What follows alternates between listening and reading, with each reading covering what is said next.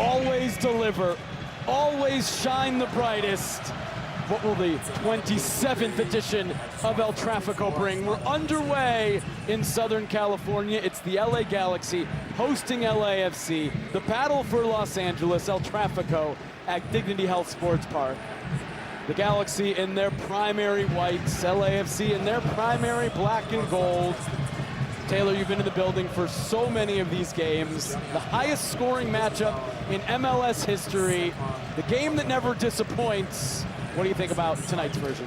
It goes one of two ways. For LA Galaxy at home, they've got to dominate possession. They've got to use the ball to move LAFC around. Because of no Gabriel Peck on the field, they've got to be very methodical in how they try to break down LAFC. And if you're LAFC, you want to go completely the other way. You want helter-skelter, you want chaos, you want the game played in transition. Whichever team executes that, they'll leave here tonight with 3 points. LAFC coming forward with Ryan Hollingshead, Jacob Schaffelberg, Mathieu Chouanier, two members of Canada's World Cup team, and Son Heung-min, who played for Korea this summer. The three guys at the World Cup for LAFC, all back, all starting today. Son Heung-min from distance, his shot was blocked. And the first foul of this match goes against LAFC and Mark Delgado. Well, those are going to be critical moments tonight for the LA Galaxy. Delgado and Chouanier are going to do a really good job of counter-pressing and trying to turn over the Galaxy when LAFC loses possession. Sanabria, Cerrillo, even Winder, they've got to be really smart when they win possession. What is their first move? What is their first action to get LA Galaxy out of that pressure? Jakob Glesnes and Justin Hack starting together at center back for the LA Galaxy just for the fourth time this season. Both players brought in the offseason by the Galaxy, in theory, to solidify this back line. Glesnes was hurt, Hack played mostly in the midfield, but when these two have paired together at center back, the Galaxy were perfect. 3 matches, 2 wins, a draw, only 1 goal allowed, and it was Glesnes and Hack at center back, as it is tonight. And for LAFC, straight into the rivalry for Yevgeny Sheberko, acquired in a trade with Columbus in June at the beginning of the World Cup break.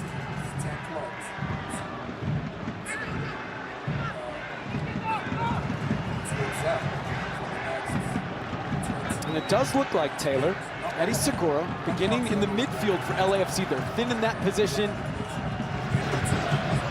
Timothy Tillman is available, actually is out for this game. Boudry still out. Igor Jesus coming back from a torn ACL. Stefan Eustáquio, his loan expired on June 30th. He's back in Portugal with Porto. So Segura deputizing in the midfield. And you mentioned it off the top of this broadcast, there were a few times last year when LAFC listed Segura as a midfielder in the lineups that they put out before the game, and he ended up playing in a back 3 as a left-sided center back. Today, at least to start, he's in the middle of the pitch for LAFC. Well, some of that, too, is Sheberko's not going to bomb up and down the left side. He's not going to play as a left wing back. He's more of a center back that's going to fill in naturally left-footed. So I don't think they really need Segura to drop in and play as a third center back. No, at times he can help in the build-up. But without Palencia on the field, I think Sheberko is going to be a little bit more of a stay-at-home left back and allow that freedom to run with Bouanga in front of him. LAFC goes short. Son gets it back. Son trying to step through a couple Galaxy players. It's Pinsel who takes it away. And is fouled by Jacob Schaffelberg, who disagrees with that decision.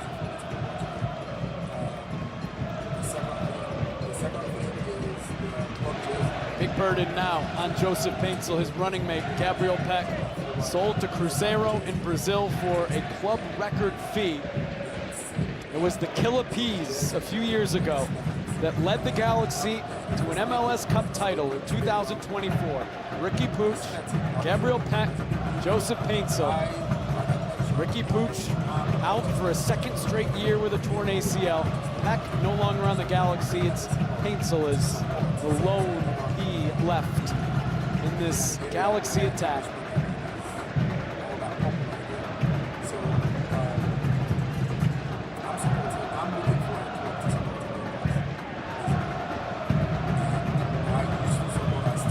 this is a staple of Greg Vanney, whether he was in Toronto or the LA Galaxy. When his teams are at their best, they're very comfortable in possession, methodically moving up the field, using combinations, rotations throughout the midfield, and then having a few players that can turn the game on its head.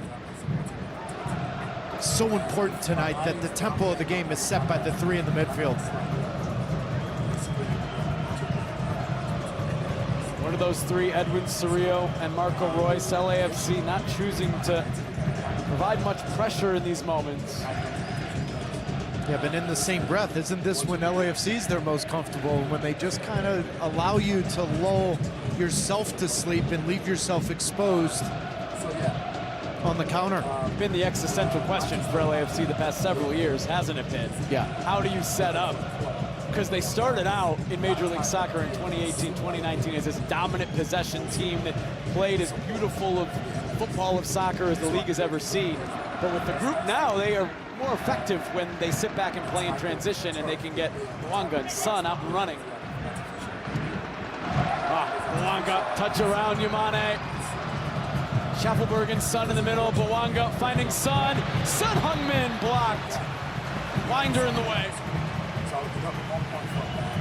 Oh, it's right on cue. Here we are pontificating about just the transformation of LAFC from Bob Bradley to then Steve Cherundolo and Marc Dos Santos. And so much of it is about number 99. Denis Bouanga thrives in those spaces. Good defending from LA Galaxy, but a perfect counterattack from LAFC. Royce, a back heel, Cerrillo. Borges got there, but now it's out wide to Tommy from Royce. Eric Tommy with time. Tommy still, and it's blocked. Maybe took too long.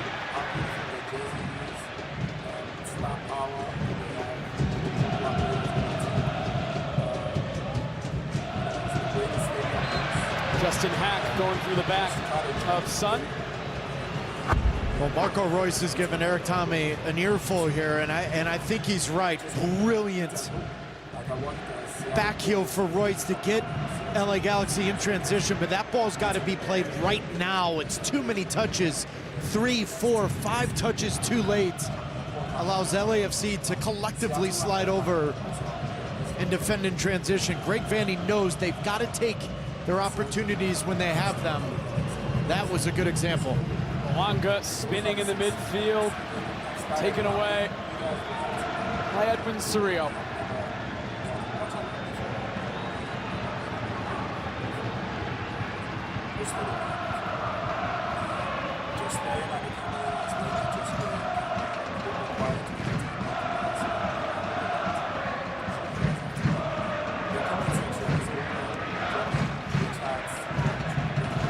No real center forward on the roster for the LA Galaxy. You can understand the thinking from Greg Vanney of allowing Marco Reus to just find the game. Plays that false 9, but drift and drop or whatever he needs to do. The only way that's effective, though, is if the players around him fill in the gaps. And that means Tommy can't play next to Marco Reus, and Paintsill can't play deep. He's got to play vertical. So if Marco Reus wants to drift and drop and do all the things to try to find the game, it's imperative that the players around him read those moments and provide the other options. João Klaus still out with a foot injury that he suffered before the World Cup break. Mateus Nascimento, who was a backup striker on this roster, his loan expired. He's back in Brazil. The Galaxy have a lot of work to do in this transfer window. Greg Vanney acknowledged they will do that work, including replacing Gabriel Peck and his designated player slot in the roster. But tonight it is certainly makeshift, particularly at that number 9, that striker position.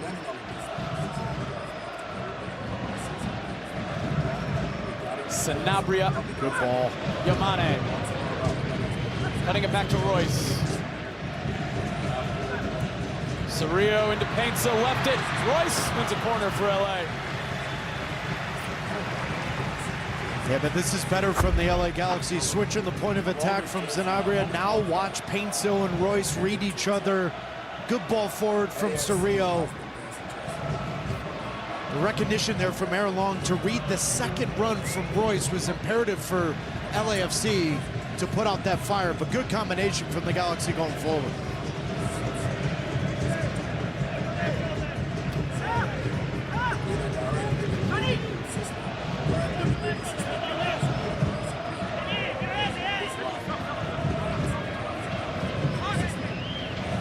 Marco Royce to take the corner.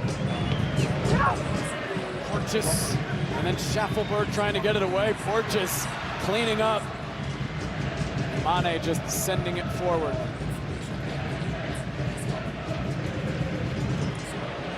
Marc Dos Santos, a longtime assistant at LAFC. He was an assistant in 2018, LAFC's first year. In the first year of this rivalry, he was on the bench for Bob Bradley when Zlatan Ibrahimovic came on and led the Galaxy to an incredible comeback from 3-0 down to a 4-3 win in this building in the first ever edition of this rivalry. Then a longtime assistant for Steve Cherundolo. It's now his team. It's his job after Cherundolo decided to step down at the end of last year. And this is his first El Tráfico in charge. What changes has Marc Dos Santos brought this year to LAFC? You've known me for a long time. I don't sit on the fence, but I'm going to answer that question with, I don't know that yet. I really don't. I think it's so important for LAFC over the last, I would say, 18 months. Is there a plan B? Can they be the protagonist? Can they be the team that dominates possession? This is better here, right on cue. Segura loses it in the midfield. But for some reason, LAFC cannot just rely on being a team that thrives in transition, because I think in this year's MLS, in this Western Conference, Marc Dos Santos has to find a way where they have a different way of playing, and that is being on the front foot in possession. They've won 7 games this year in MLS play, all clean sheets. Every time they've conceded at least a goal, they haven't won. Oh, the deflection is Mitrovic, comfortable in the end, backpedals and catches. And I said this a couple years ago, as big of a superstar and as dynamic as Denis Bouanga is, some of their issue is the fact that he doesn't thrive against low blocks and teams that you gotta now use your tactics and methods to try to break teams down versus just sheer pace and athleticism. And some of that has been the conundrum for LAFC, is how do you play when Bouanga doesn't thrive in those moments and he's your most dangerous attacking player? An incredible goal scorer, Denis Bouanga. 71 goals in 115 MLS games to go all competitions. 112 for LAFC. He's their all-time leading scorer. Him and Son Heung-min had just an incredible partnership when Son joined the team last summer. That has remained, though Son has been just a provider this year. 9 assists, tied for most in MLS, no goals. He's taken 40 shots this year, Son Heung-min in MLS play. The most shots without scoring a goal in the league. Is that something that's concerning if you're LAFC? Yes, because they're at their best when it's a two-headed monster, and then Schaffelberg and company can be that third or fourth attacker. I thought coming into this, the first 15 minutes would tell you whether or not the Galaxy would be capable of really running the game tonight, and I think the answer is absolutely. They've been very confident in possession. The balance in the midfield's been spot on. And even Nelson and Yamane have done a good job of creating with and playing as extra midfielders in possession. Now, have they been that dangerous? Maybe not as much, but the reality is they're using the ball to nullify LAFC, but more so to keep LAFC pinned in. Dominating possession. Greg Vanny's team through the first 15 minutes, just as he likes it.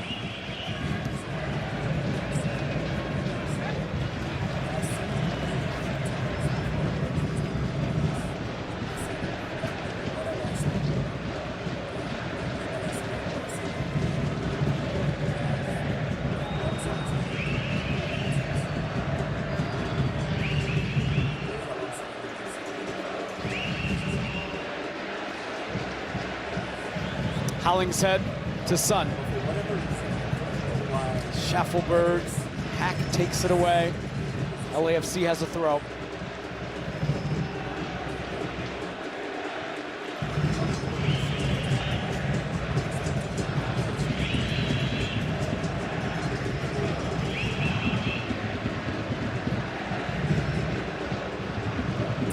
just watched Glesnes and Hack for the LA Galaxy. Center back partnership on point. When Sun drops in, neither one is leaving the back line. They're allowing Sun to drop into the midfield, so it's keeping their shape. It's keeping the balance of a back four very flat, to be mindful of that ball in behind.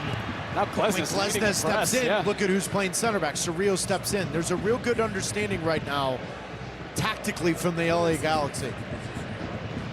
Galaxy have been a different team as Tommy fouls Chouanier. They've been a different team when Jakob Glesnes has been available this year than when he hasn't. No different than the Philadelphia Union have been a different team this year, Yes. because Glesnes isn't there. But Chouanier doing a good job of just getting in front of Tommy. Tommy immediately motioning to the bench, though. It looked like he may have rolled his ankle. But if there's a team right now that cannot afford any injury, it is the LA Galaxy. They're already thin in the attack. Julian Aude, who's a outside back, is at least the first one to go warm up. Formula One heads deep into the Ardennes for the Belgian Grand Prix at the legendary Circuit de Spa-Francorchamps. The championship battle arrives at one of motorsport's most iconic venues and the notoriously unpredictable weather of the Belgian hills. Watch it live Sunday, July 19th at 9 a.m. Eastern on Apple TV, the new U.S. home of Formula One. Big day of sports on Sunday, huh? Oh, there's something going on? I think there's something else that you It's can... the final round of the Open, no? That's what you'll be watching, right? World Cup final in New Jersey on Sunday.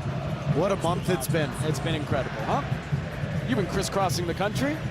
Yeah, I think, Jake, I said this a couple days ago on the Today Show. I don't remember a time since COVID where everyone collectively and collaboratively came together.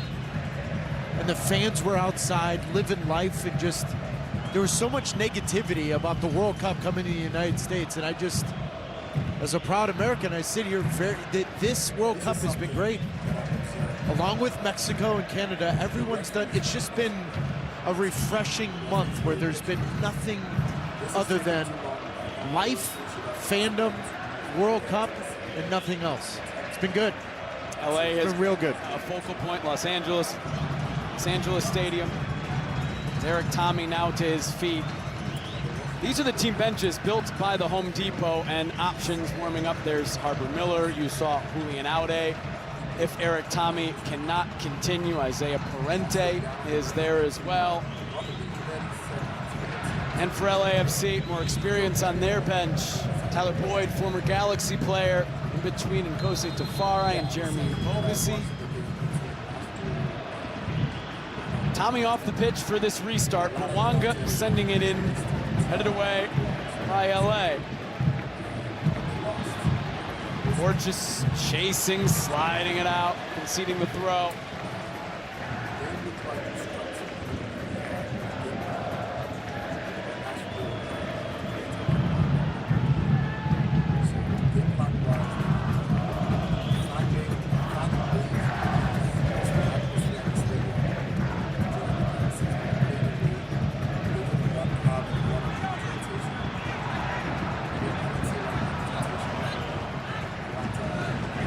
Harbor Miller, who you see on the sideline running over, getting ready to come on. So another blow to an already depleted Galaxy team, as it appears that Eric Tommy will have to leave this game after about 20 minutes. 19-year-old homegrown from Fullerton getting ready to come on because Tommy unable to continue. So it looked like he stretched out to try to stop the attack from Chouanier, and immediately started to limp and grab a muscle on his leg. That's extremely difficult for LA, that are struggling right now with having a full complement of players. They played a friendly before this against Club America, and they actually needed 6 players to come up from LA Galaxy 2 to just fill out the roster. But a set piece for the Galaxy. Marco Royce standing over it. Royce serves it in, headed away by Porteous. Sun trying to get it clear. Schaffelberg to Bawanga. Royce stepped up to break it up and then win a throw.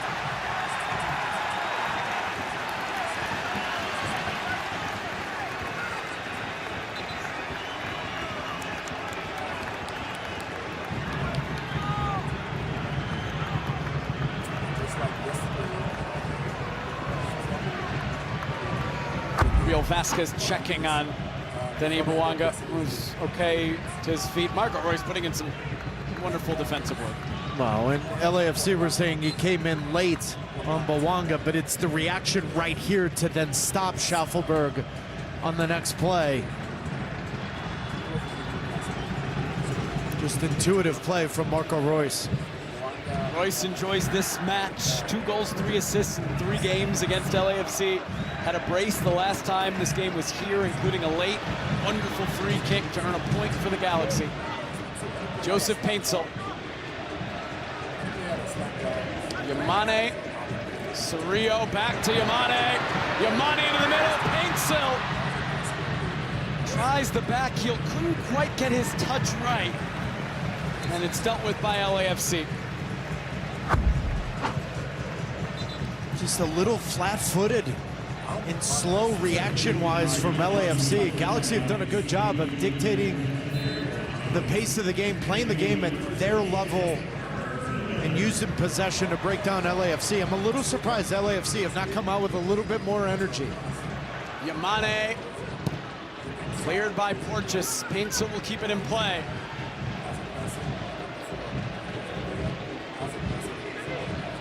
I mean, the moment the Galaxy sell Gabriel Peck, it almost makes it easier for you to play against him. It's only Joseph Paintsel that is a vertical threat. So I'm a little surprised that LAFC have not come out and tried to be a little bit more aggressive, a little bit of a higher line, and just thrown a wrinkle to the LA Galaxy, not allowing them to build rhythm in their possession moments.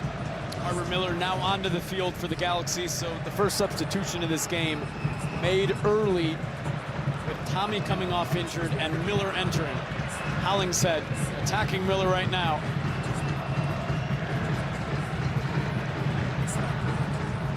Segura. Hollingshead to Schwanier.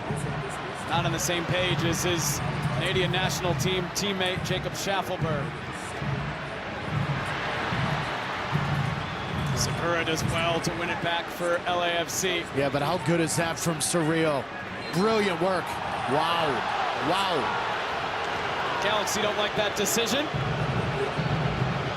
Oh, I was a little surprised by it myself. I thought Cerrillo was brilliant to come over and help after Segura won the ball and immediately nullifying Bawanga in space. But that's the thing with this Galaxy 11, right? With Sanabria, Cerrillo, and Winder for Greg Vandy in the midfield, those are his 3 defensive midfielders. Usually, it's only 2 of the 3. Yeah. And that's the decision for Greg Vandy, which 2 of those 3. But it's all 3 of them today. They're going to be tough to play against, and they have been so far. Yeah, and that's part of the thing. And the other part is you're playing a false 9, so technically your 10 is playing as a 9, so you need kind of 3 horses behind him that can really put out fires, chase the game east to west, north to south, and that's what he's got with 3 defensive midfielders. Now they're going to struggle a little bit in creating stuff, and that's where Paintsel maybe needs to play a little bit more vertical, play as a target winger versus dropping in possession. But I have no problem with Greg Vandy going with 3 horses in the midfield. Chase the game, make it difficult for LAFC. Good tackle from Albert coming Miller. in from behind, into the game, getting the crowd fired up. I mean, this is what I'm talking about. Every action is the Galaxy, not LAFC. It has not been high energy with a real purpose from the black and gold here on the road.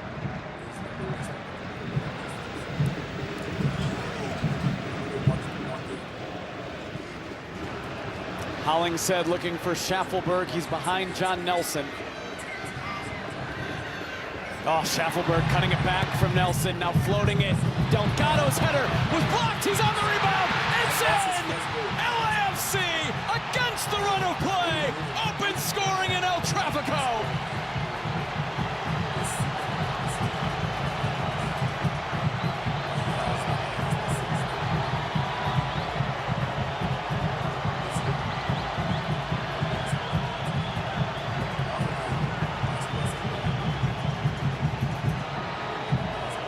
The former LA Galaxy man, Mark Delgado, now across town, puts LAFC up. Completely against the run of play, but that is where LAFC is at their best. Brilliant work from the Canadian international, Jacob Schaufelberg, getting in behind.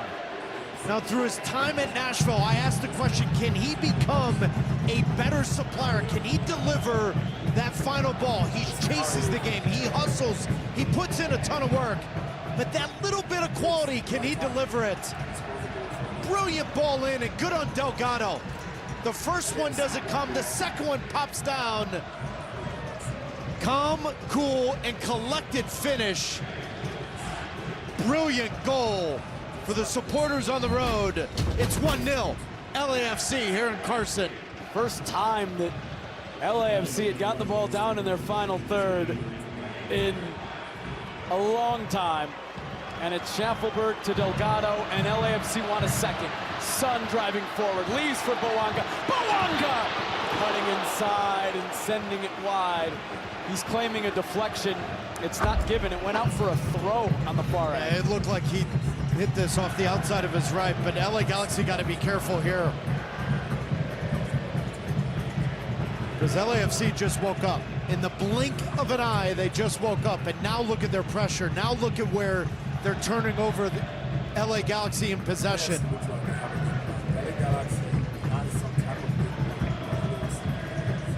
Mark Delgado, a local kid.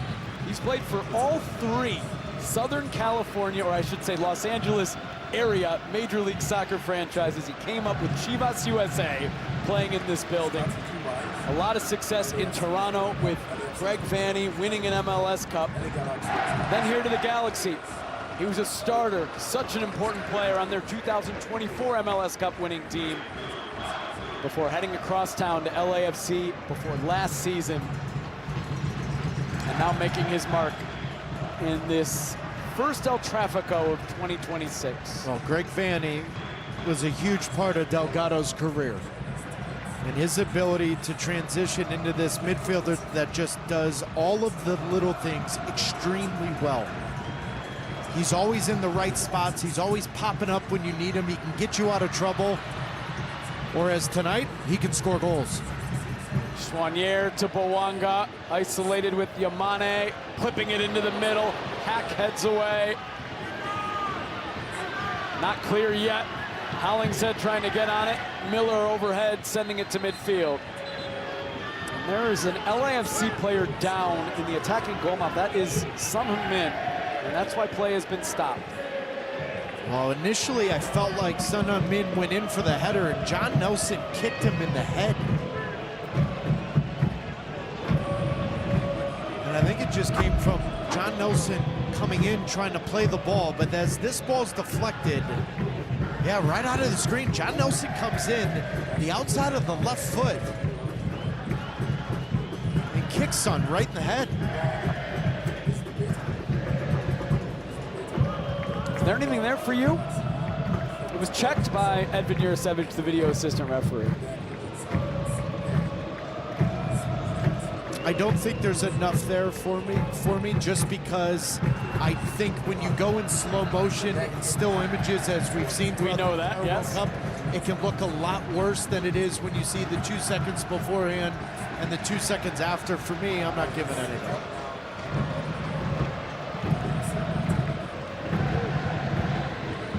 I spent 4 hours dissecting the VAR protocol this World Cup. I should have got college credits for that. It has been a talking about. You're already a college graduate. You don't even know, but I could have used that. Could have used that a couple years ago, my friend. This is just great individual effort from Schaufelberg. But initially, Glesnes blocks the initial chance from Delgado.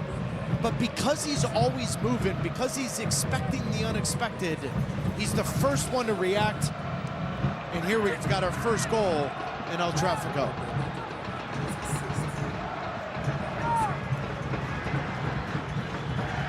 So with LAFC taking the 1-0 lead, they're even more heavily favored than they were at the beginning of this match.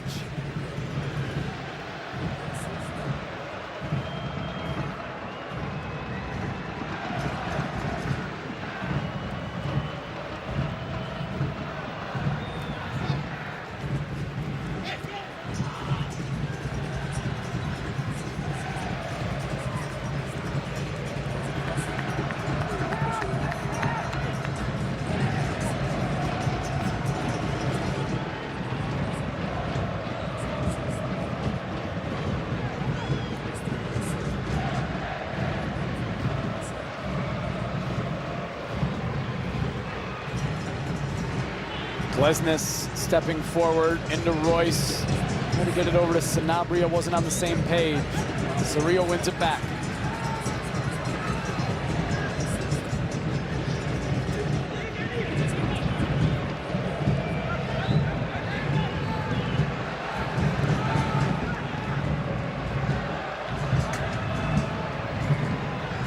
I was curious for 30 some odd minutes, what would the Galaxy look like? And now it leads me to tell you that they will 100% announce a 9 in the next few days. They desperately need a center forward in this roster. João Klaus still injured. Peck has now moved on. I know he's not a 9, but another attacking player. I'll be shocked if the Galaxy don't announce a 9, a center forward in the next week or so.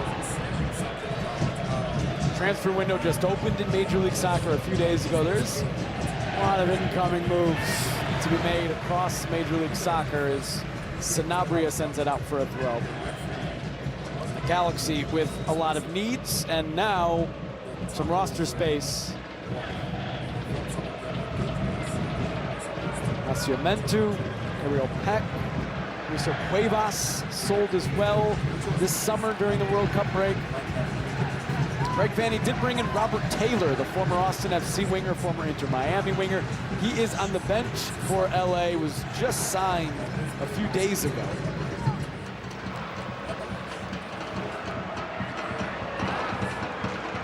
Bigger moves to come for sure for the Los Angeles Galaxy.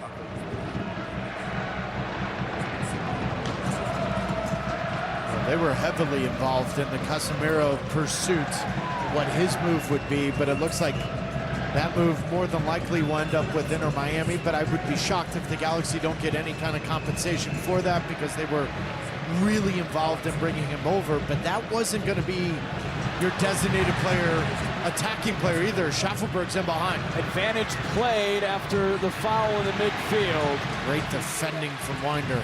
You have to be stuck in and ready to react immediately when you turn it over.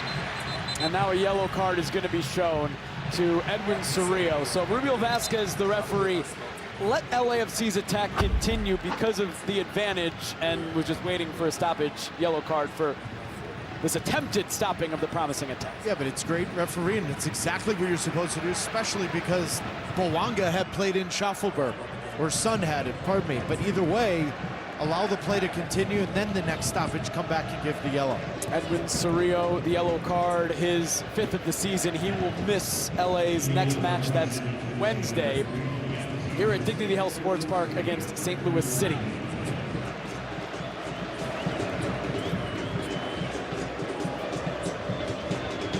There's Robert Taylor.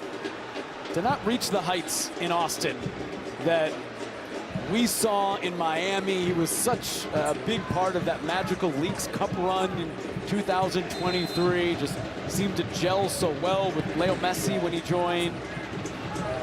Playing time faded at Inter Miami. Last year, traded to Austin. This season, just 2 substitute appearances in the first part of the season. He actually had an assist in both of those games for Austin. There's still something there for sure. Austin waived Robert Taylor at the beginning of the break, and then LA signed him at the end of it.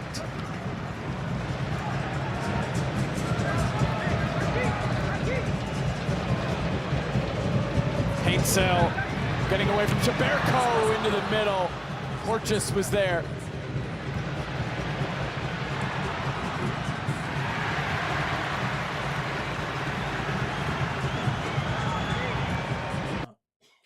The sound is not playing in the background. Yeah, I hope that didn't interfere with your. I hope that didn't interfere with your viewing of this watch along. A throw into LA Galaxy.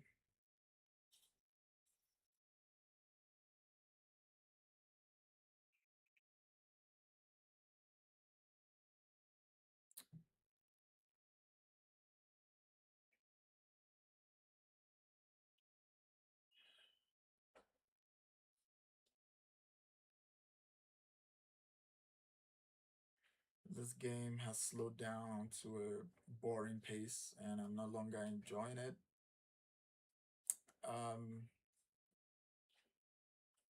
I feel like LAFC is trying to move the game fast, but LA Galaxy is slowing it down, trying to play a defensive game.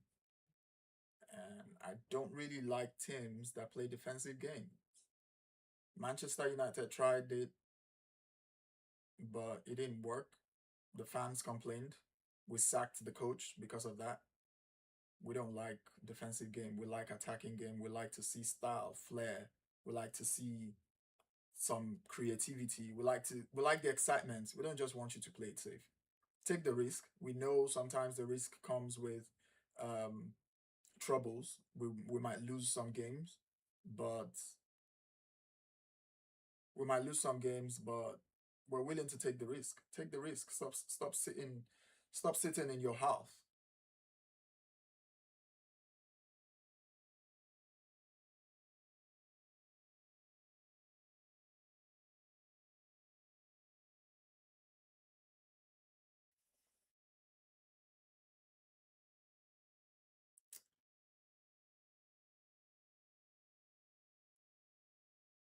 Huh. I need action. I need action. This is getting boring. This is getting boring. But I'll get used to it. I'll get used to it somehow. Huh.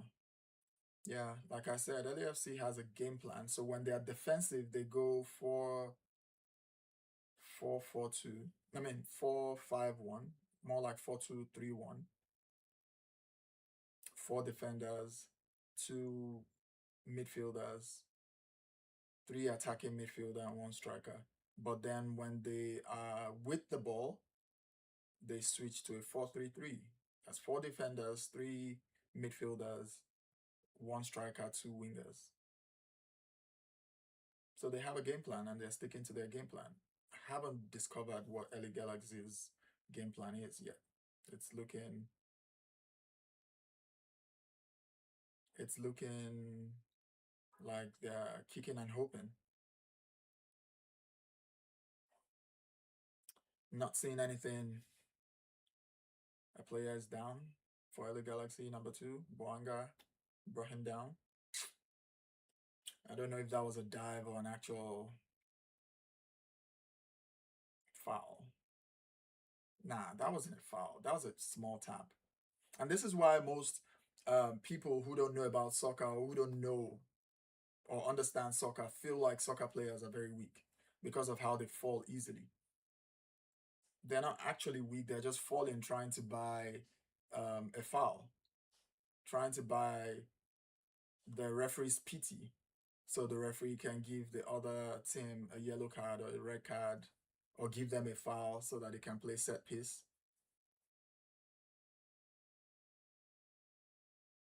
Crossing by LA Galaxy, that was a poor cross. It's bouncing around in the box. Nobody knows what to do with the ball. The ball is bouncing around. Hugo Lloris holds it. LA Galaxy is not doing anything really impressive, and I don't think they will. I don't think they will.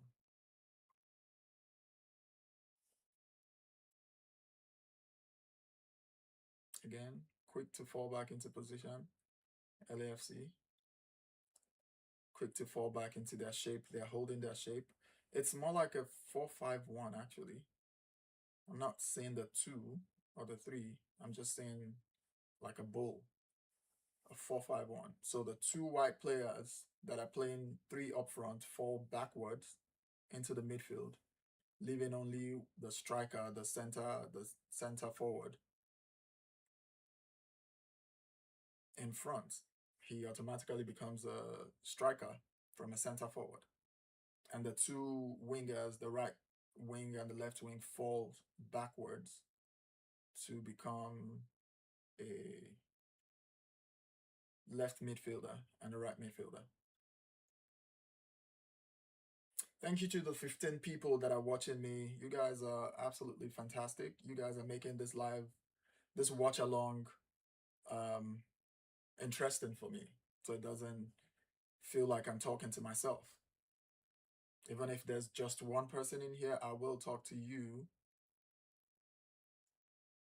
as I would with the 15 people and the when we eventually get to 10,000 people or a million people, if we get there, or when we get there, yes, when we get there, you guys will be remembered as the first ones, as my day ones. You guys are my day ones. Yes.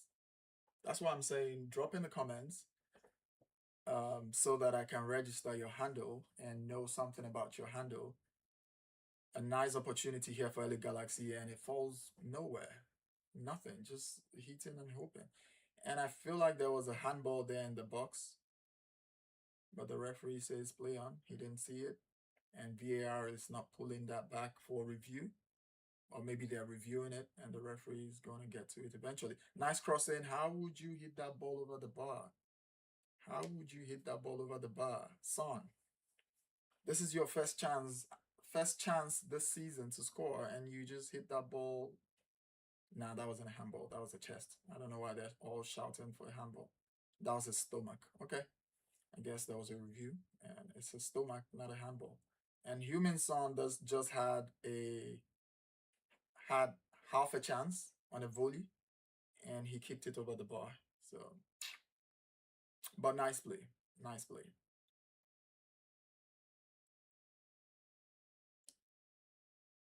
Nice play. How is number 4 all the way in the attacking position? You're a defender, aren't you?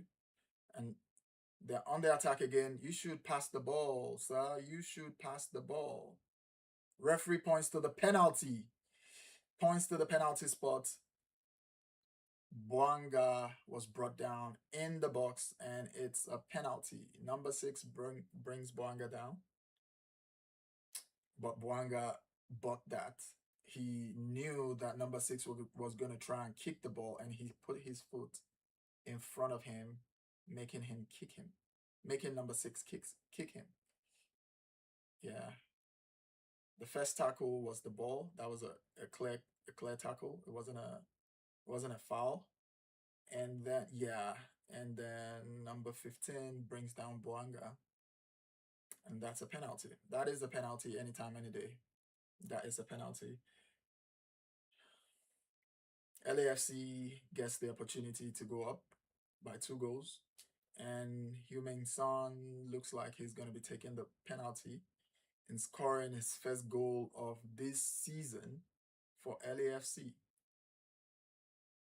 If he scores, penalty is a 50-50. The keeper could go the right way and catch your ball, and he could go the wrong way and you score. So it's a 50-50. But better 50-50 than 0%. So opportunity for Heung-min Son to put LAFC 2 goals ahead. And referees trying to organize the players. Everybody is angry. They don't think that was a penalty. Of course, every player always argues the penalty, always argues the free kick that is against them.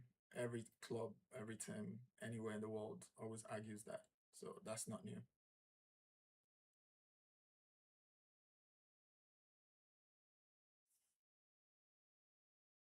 Do you think Heung-min Son scores the goal?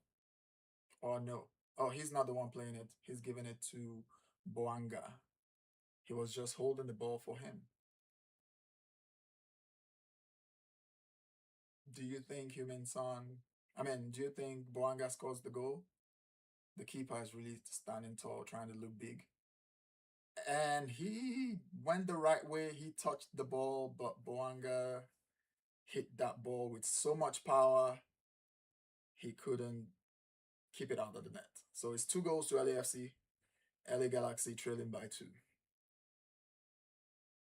Yeah. I feel like, there's still the second half. It's just the first half, 45 minutes. I do not know how many more minutes the ref is going to add to it. There were a lot of stoppages when Heung-min Son went down, when the first player went down and was treated on the field. So maybe 4 minutes, I'm guessing, will be added onto it. So And a nice backflip or forward flip there by Boanga, which I find really dangerous for a soccer player. You could land wrong and twist your ankle and mess up the rest of your season. 2 goals up, 46 minutes gone, and the referee adds 6 more minutes. So this will end on the 51st minute. And that was a very rough tackle by LA Galaxy. What was that? What kind of tackle is that? I think tempers are flying now, and LA Galaxy is playing out of character. So, what's his number? I can't see his name. I can't see his number. Number 5, Glennis.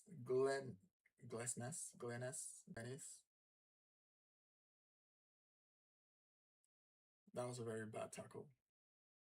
Hugo Lloris almost lost the ball there. And that would have been dangerous if he did, because that was free on goal.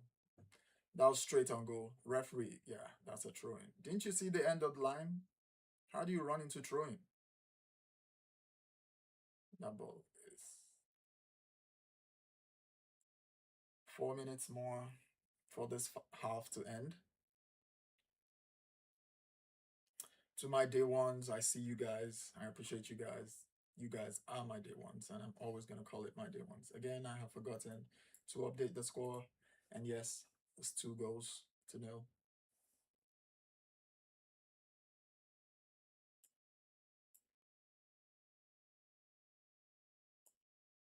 And LAFC on the attack again.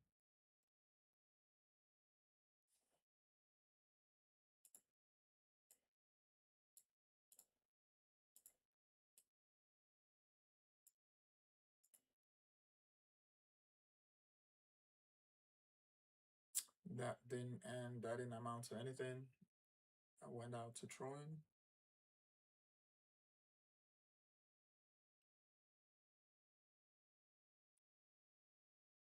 Why do I feel like there's still one more goal in this half? The referee must really be an EPL referee, or he came in from EPL. There's a lot of stop and start in this game. There's a lot of stop and start.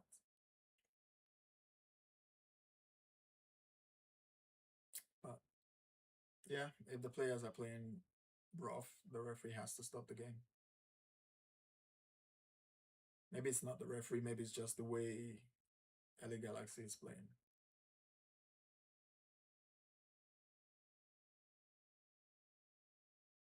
Three more minutes before the end of the half. No, 2 more minutes before the end of the half. And LAFC is on the attack again. Their players are in position again. The three attackers are in position.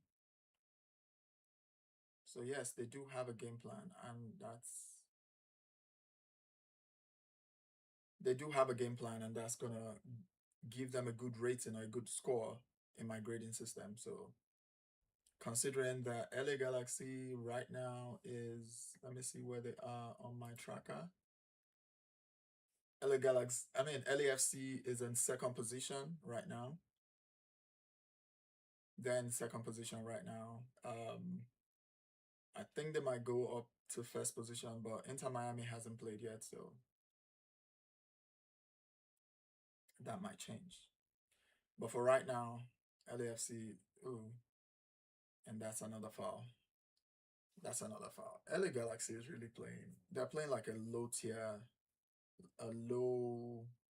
grade EPL club. They don't really play the game. They just keep hitting legs and kicking your feet.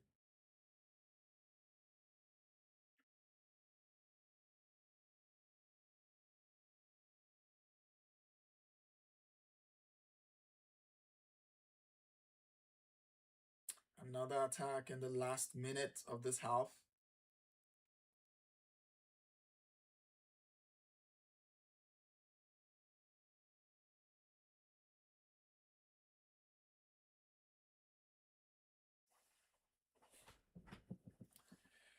Oh my world.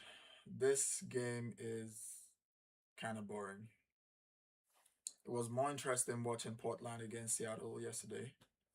This game is kind of boring, but we'll live through it. And the referee blows for the end of first half, and they're going in for the halftime break. 2 goals to LAFC and LA Galaxy yet to score. So while on this break, let me give a quick recap for those, for those that joined after I had said it earlier on. I started this channel as a way to to find a club in the MLS. I have supported Manchester United in the English Premier League for 20 years now, since 2006. And I recently moved to the United States about almost 6 years ago. And since then, I haven't really supported any MLS club. But I decided that I needed an MLS club to support. And instead of just doing it the usual way or the boring way of just selecting any club, I decided to run 10 clubs through an elimination system, and I'll be judging them or grading them on um, six categories. Each category has its grading points that I will be adding and averaging every 2 games, and using that to eliminate the club with the least points, and gradually reducing all the 10 clubs to a final one, which I will be supporting next season. So for this season, for the rest of the season, I will be using the rest of the season or the games to select the club that I want to support. If I were to go simply by what club do I want to support, I have a few options. LAFC, Inter Miami. LAFC because of Human Son, because I like their jersey, because I like their stadium. I like the way their stadium design is. Inter Miami because of Messi, because of Suarez and Jordi Alba. Those are players that I know from European soccer, so naturally I will gravitate towards them. But I don't want to just select those 2 clubs simply because of that. I want to give other clubs a chance to win me over based on the DNA of Manchester United that I have seen over the past 20 years. So I'm looking for a club that has similar DNA, not necessarily the same, because I don't think any club in the MLS right now has the same DNA as the Manchester United in the English Premier League. So at least some type of resemblance to Manchester United in terms of the field. What type of grass do they have on their field? Manchester United plays on real grass. Some clubs here in the United States or in the MLS play on artificial grass, and the way the ball moves on real grass versus artificial grass is totally different. It's not the same. The ball bounces more on real grass, and sometimes kids, especially when it rains, it skids on artificial grass. On real grass, it bounces easily. It's not waterlogged because the soil pulls the water in. But on artificial grass, is waterlogged and the ball doesn't bounce realistically. So I prefer a club that has real grass. So that's the list. No, that's the lowest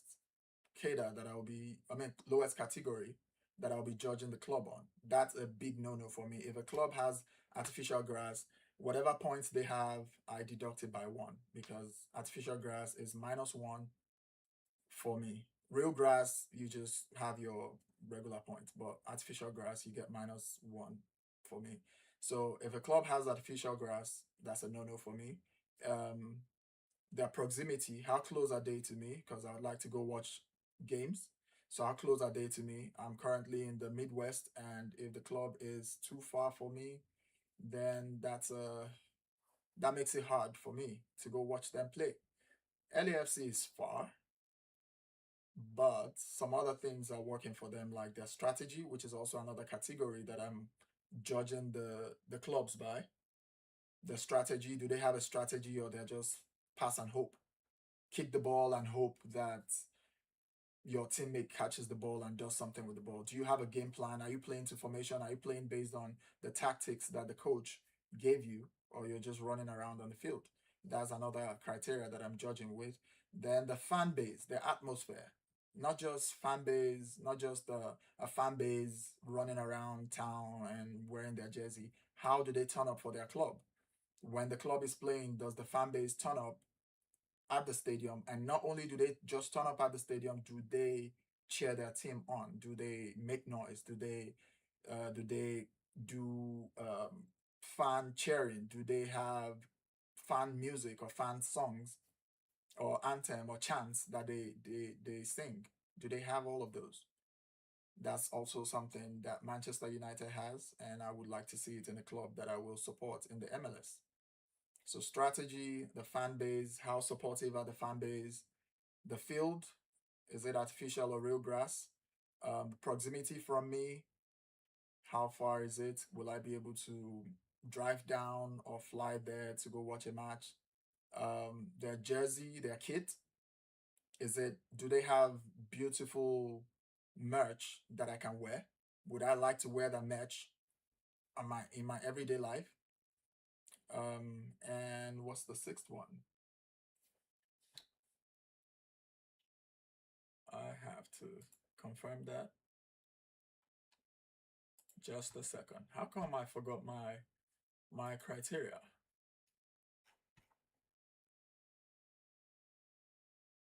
Yeah, there you go. Rules. Okay.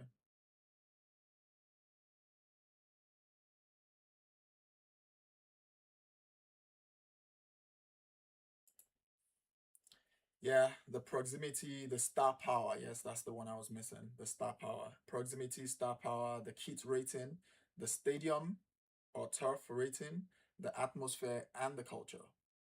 Those are, and then the tactical intelligence. Those are the things that I am judging the clubs based on.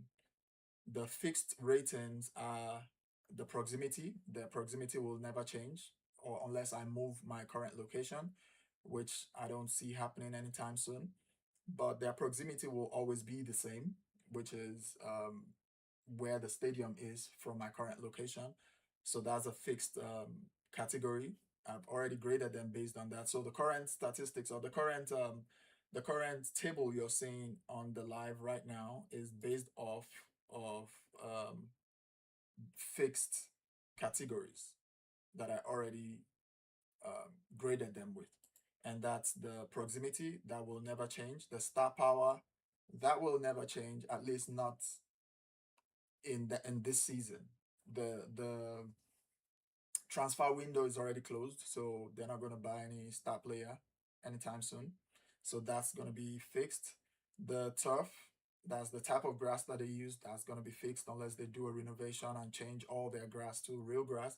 That's fixed. The way the stadium looks, the design of the stadium, that's fixed.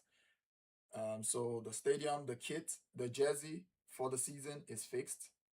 The star power is fixed. Proximity is fixed. The two variables are the atmosphere and the tactical intelligence that I'll be judging them as from match to match. So in this match right now, LA Galaxy, which is one of the clubs on my list, is not doing really well. I don't like their tactics. They're not playing the game as if they had a tactics or they have a tactics coming into this match. We'll see what the second half holds. But for right now, they look like they don't have any game plan whatsoever. So no, they're not doing well. LAFC, on the other hand, has the tactics and they are doing well. The atmosphere, which is the fans, LAFC, they are playing away, so they are in LA Galaxy Stadium. So I can't really judge their fan base right now because LA Galaxy has more fans in the stadium than LAFC. But then LA Galaxy has, even though they have more fans than LAFC, I do not really see the representation of their fans.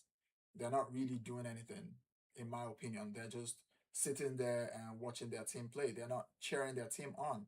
They're not trying to push their team to equalize or win the game. They're just sitting there and watching. That's not a good sign for me. That doesn't look like commitment to your club. If you're supporting a club, you have to support the club all out. If you're at the stadium to support your club, why are you there to just sit down? Why are you not chanting? Why are you not calling out names and calling out whatever it is that your club needs to play well? Players like to be hyped. Everybody likes to be hyped, not only players. When you're doing a job or doing a task and people are hyping you and someone is believing in you, everybody likes words of affirmation. So same thing, players like words of affirmation.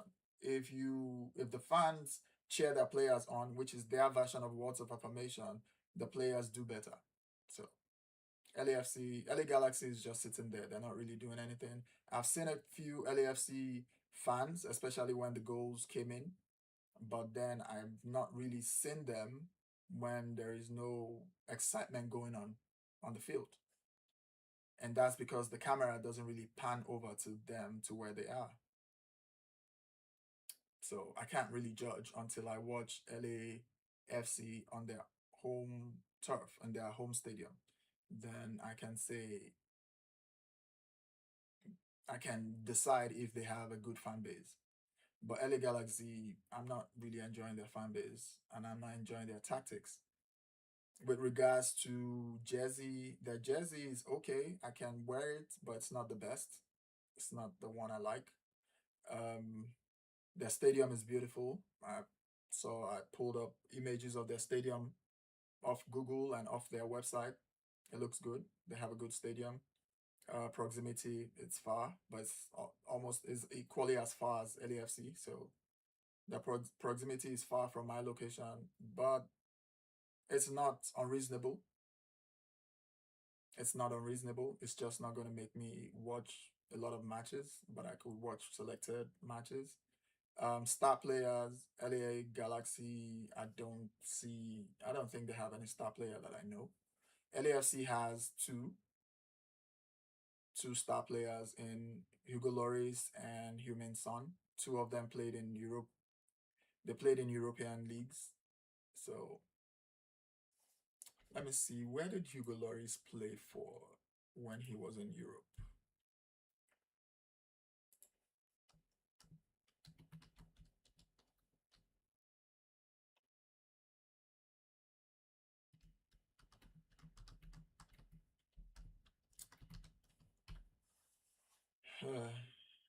Hugo Lloris played for OG Nice. That's in France.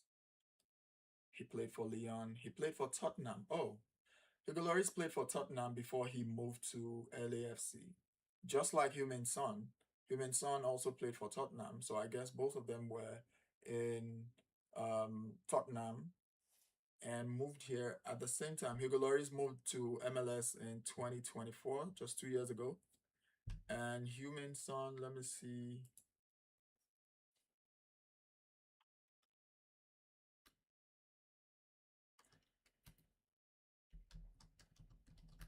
For what clubs?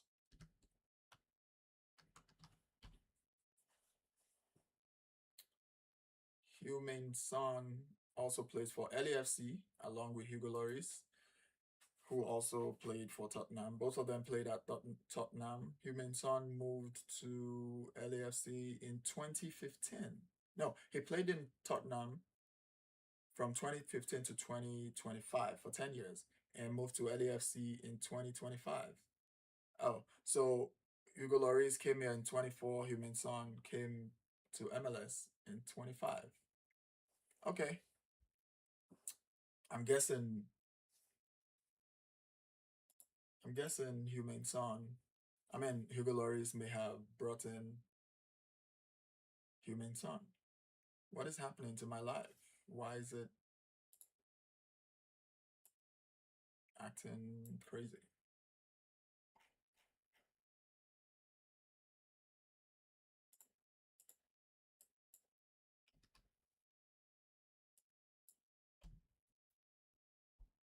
What is going on?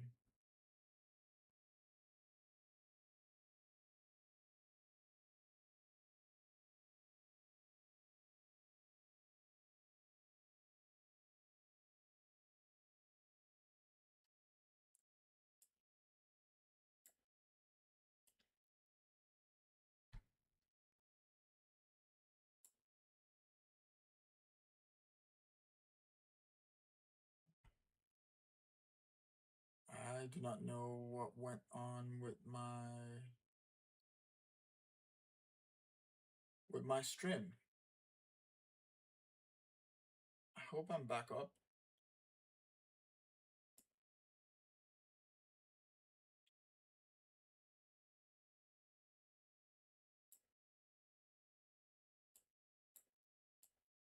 Yeah, I think I'm back up, but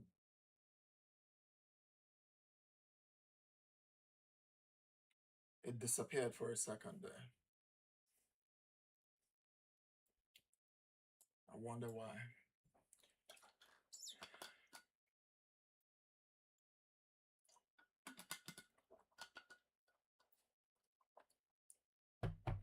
Okay, I think we have it back up. Yeah, I think we have it back up. So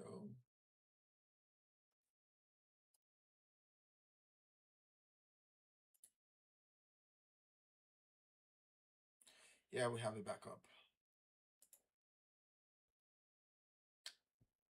I lost it for a second there.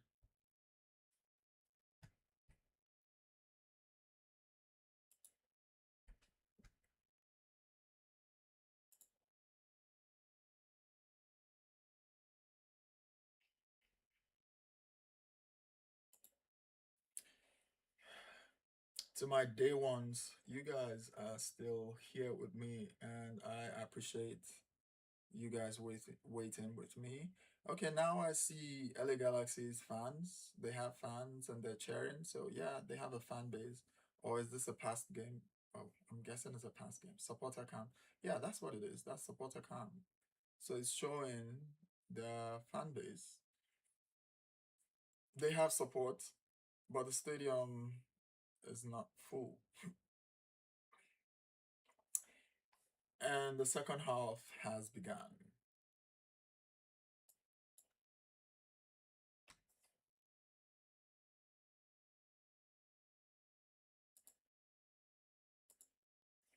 The second half has begun, and oh my god, that was dangerous. And looks like he stepped on him. He may have stepped on his leg. That looks dangerous. With studs, that is dangerous. So the second half has begun, and LA Galaxy have a free kick. Yikes. That looked like he hurt. That looks like he hurt. Free kick to LA Galaxy on the edge of the box of LAFC. It's gonna be an in swing. Hopefully they can do something with this. A nice crossing. Nothing comes out of it. Ball cleared. Handball. Yep, handball. Another free kick. Handball. Why is the referee stopping the game? What's going on? Why are you stopping the game? This referee likes to stop the game. He likes the attention a lot. What is going on? Why are you stopping the game? Oh, I think there's a VAR review. Offside. Oh, okay. No, not offside. There's a VAR review, and the referee has blown the whistle for to continue the game. Another crossing by LA Galaxy. Still, nothing was done with it. And LAFC has the opportunity to counter and play. Give it to Boanga. Why are you holding on to the ball? Huh.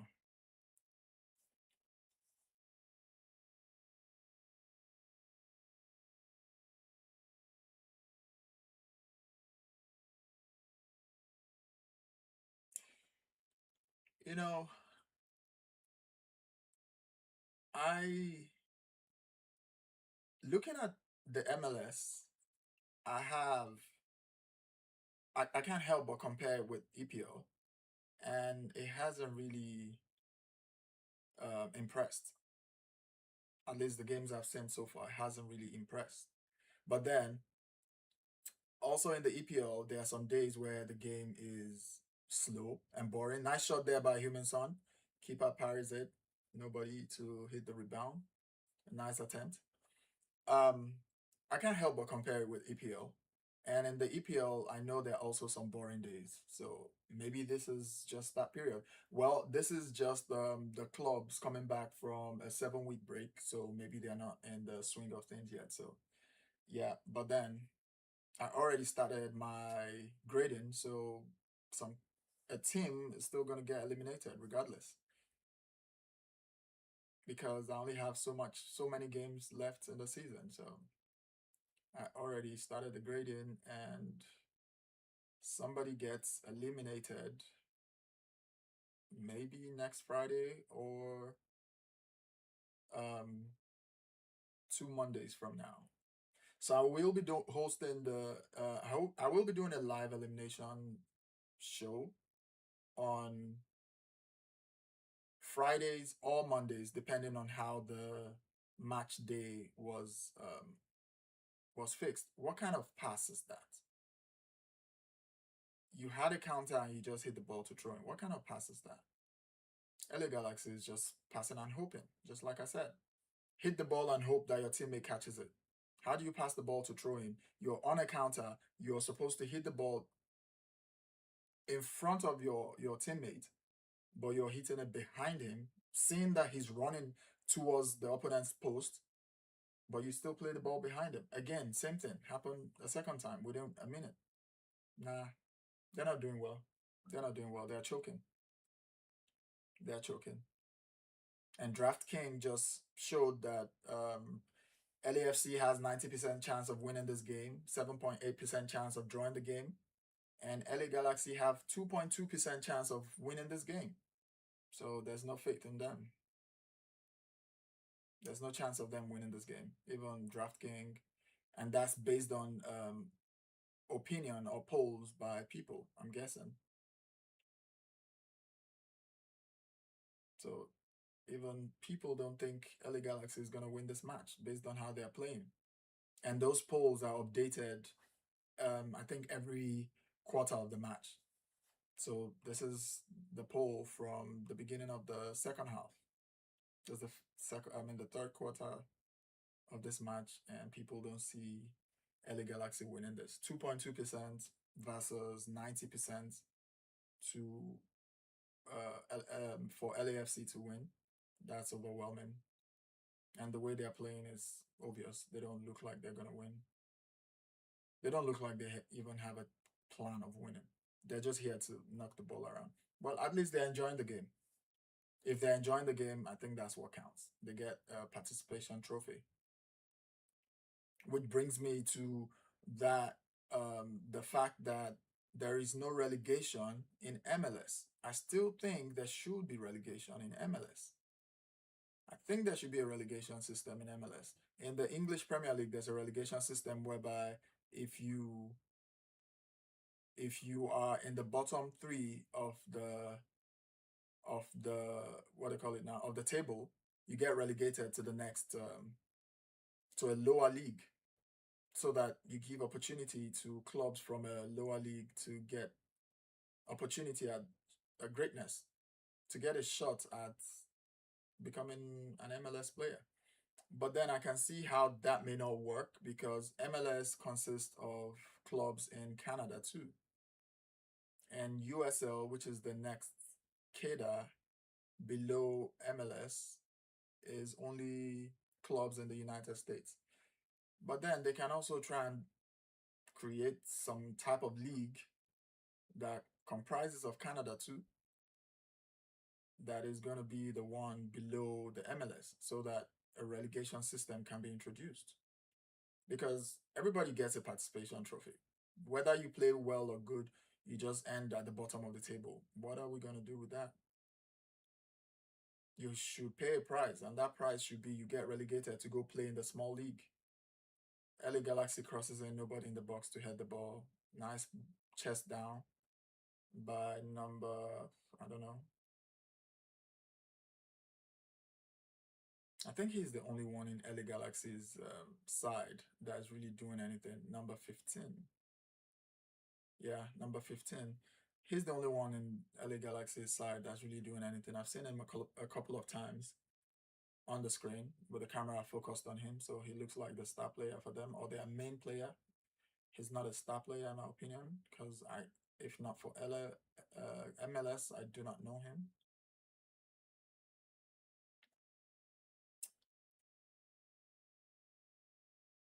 And LAFC have started slowing down the game because they're leading by 2 goals. So I think the coach may have told them to just go run down the clock.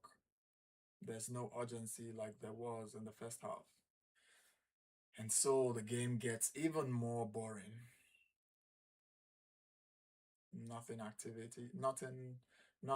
exciting going on. Play your true pass. Oh, LAFC is playing safe now. That's something Manchester United will not do. We will go till the final whistle.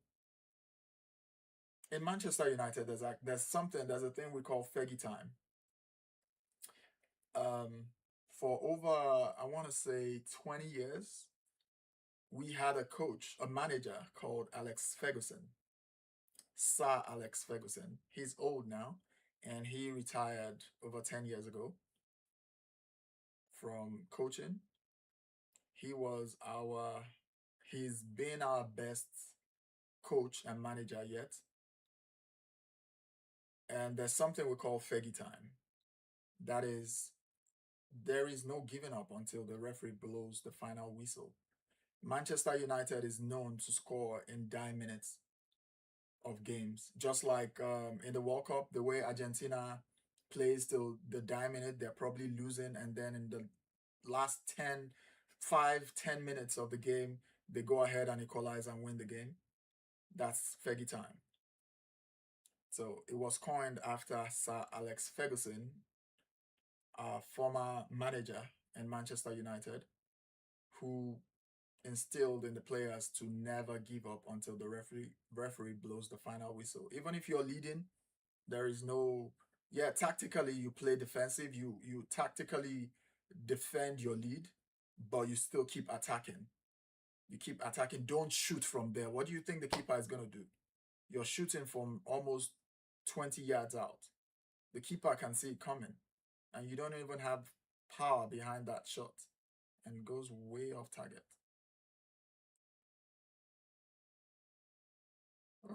He was close. He was close from that angle. From that angle, he was pretty close. So maybe he had a right to shoot.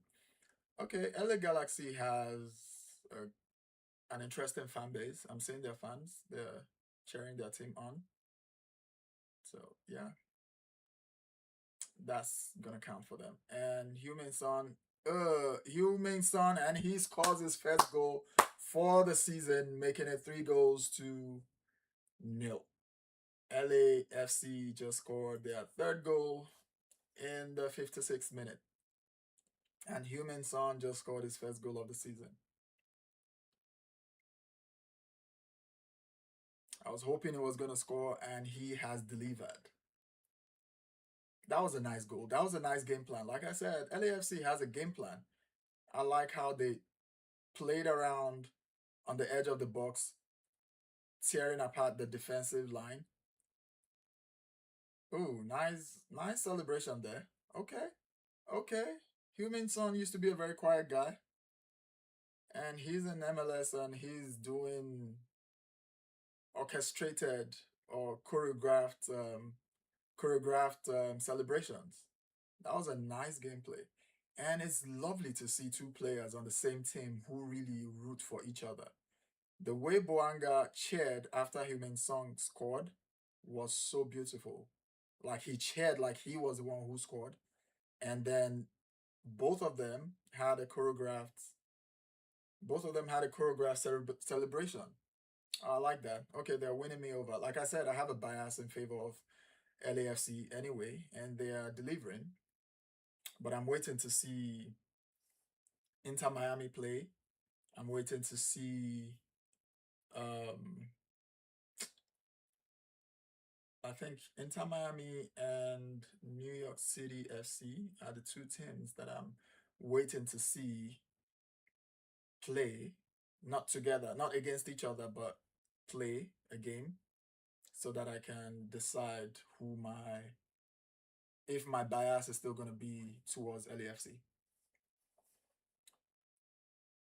I like Portland too. I didn't know about Portland before until I watched their game yesterday, and they played really well. I like the way they played. They played with a pattern. They played with strategy.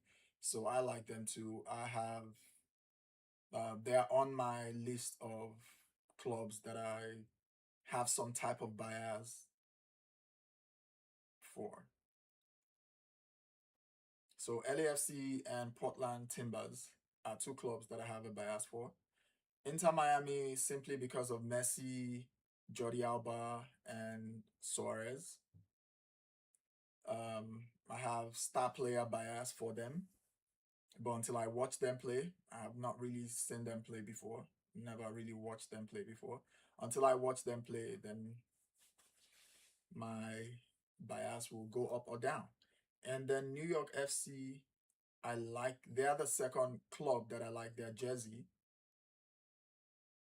Ooh, nice move there by Boanga. He dribbles two and he almost scores. Oh my God. He almost made it 4. Dribbles 2 players in the box and almost made it 4 goals. That was a nice counter attack by LAFC. I think I need to stop talking about their strategy at this point because it's a given. They have a good strategy. They're playing really well. So yeah. Nice save there by the goalkeeper. He did his best. We have to give him credit too, where credit is due. He did his best. Okay, I'm seeing representation of LAFC's fan base in the crowd. Okay, there are a few, but they're not chanting. They're really sitting there, but they're cheering on with the excitement. Another shot by Min Son, but the keeper stops it this time. I feel like one more goal is still in this match, but I feel like it's mostly going to come from LAFC. It's going to make it 4-0.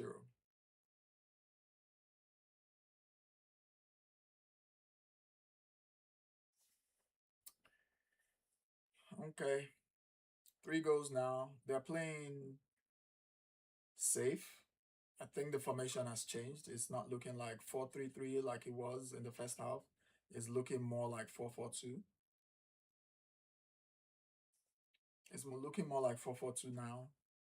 So they're trying to protect their lead and keep a clean sheet. What is going on with this guy? This LA Galaxy winger. I don't understand. Does he not see the opponent in front of him? He keeps running into traffic. How are you trying to dribble? You see a player standing in front of you, your footwork is not working, you're not able to dribble the player, but you just run into the player. He needs to go sit on the bench. He needs to go sit on the bench. I'm surprised the coach hasn't made a substitution yet, apart from the one injury in the first half. Let me see, has there been any substitution yet? Again, pass and hope. Kick the ball and just hope someone does something with the ball. Yeah, apart from the first player that got injured in the first half, there's been no substitution. Are these the best players for LA Galaxy? You're losing and the coach is not trying to make tactical changes. Again, no game plan. 61 minutes. By now you should be making substitutions. That guy that plays the wing for LA Galaxy is playing rubbish. What's his name? Joseph Pencil. He's playing rubbish. He's with the ball again. Okay, he passed this time. His runs are wrong. He's not opening up to receive the ball. He's putting himself in tight positions. He needs to go to the bench. I guess the coach doesn't have a plan. Everybody just plays. What kind of 1-2 is that?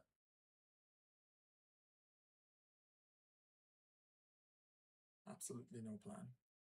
Absolutely no plan. No plan whatsoever. Okay. Play with your teammates. Open up. What is going on with LA Galaxy? This is not football or soccer. Open up. Where? Oh my God. How do you play the ball into the defender standing in front of you?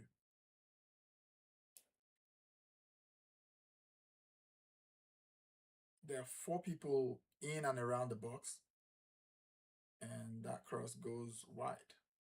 Did nothing with the cross. I mean, he couldn't even cross into the box. Oh, it's a corner kick. Okay, deflected.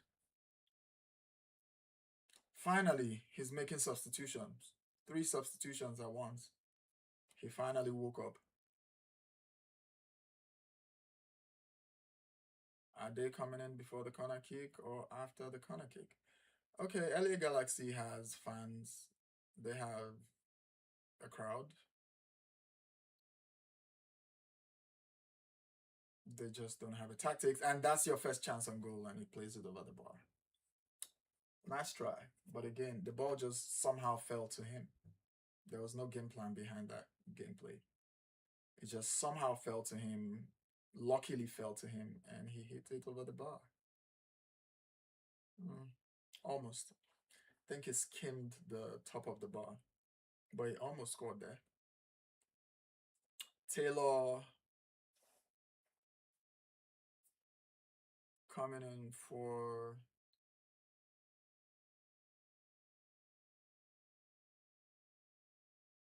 who? Put it up, right.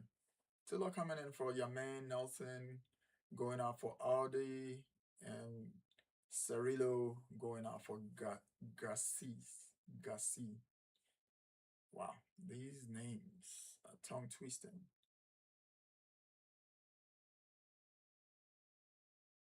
Hopefully they do something in the next 30 minutes.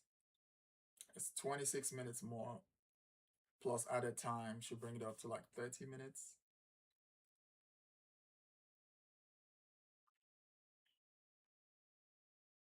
Oh my God. Yeah, another thing that I realized, the games are played really late into the night. Why can't they be played earlier?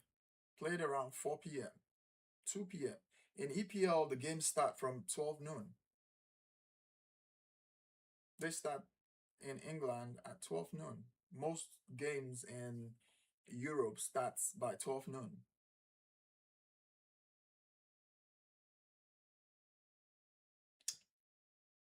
LAFC makes their first sub, and Martinez comes in. He looks really young. Let me see. How old is he? How old is Martinez? Yeah, why do the games have to be this late in the night? Why can't they be played earlier in the day? Why does it have to be played at 9:30 p.m.? And why can't the games be played in 2 days or 3 days? In EPL, we have games played over 2 days mostly, and sometimes 3 days if we have star matches. Why can't they be done that way? Why does all the games have to be played in one day, and sometimes 1 or 2 spill over into the second day? If you can play 2 days at the same time, how about you divide them into 2 different days and start them early?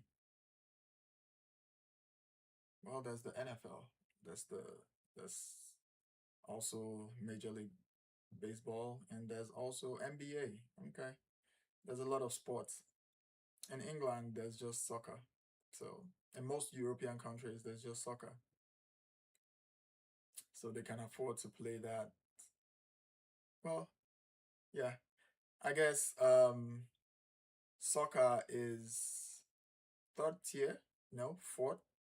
I think before soccer, you would pick NFL, MLB, and NBA before you pick the MLS. So soccer is not as important in the USA as it is in Europe. So soccer takes precedence in Europe and is the one that has the most priority when scheduling games. Okay, now I understand. I guess I answered my question myself. And we've increased to 20 people and 1 concurrent viewer. You guys are absolute fantastic. You're absolutely fantastic. And I appreciate you guys hanging out with me while I watch this game, hanging out on this watch along.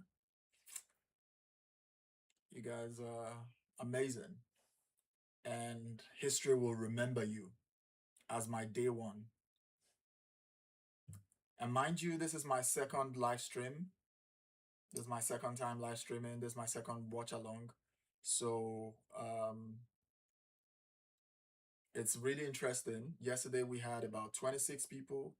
And today we already have 21 people on this live stream today. I really appreciate you guys hanging out with me through this game.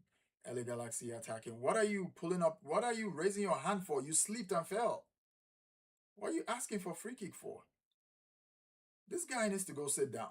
This number 28 needs to go sit down. He's playing rubbish. In my opinion, he's playing rubbish. Pencil, Joseph Pencil, go sit down. The coach needs to bring him out.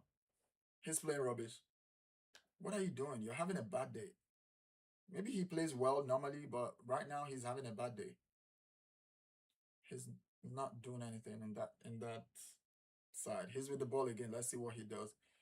Okay, first time cross. That was nice. That was a nice crossing.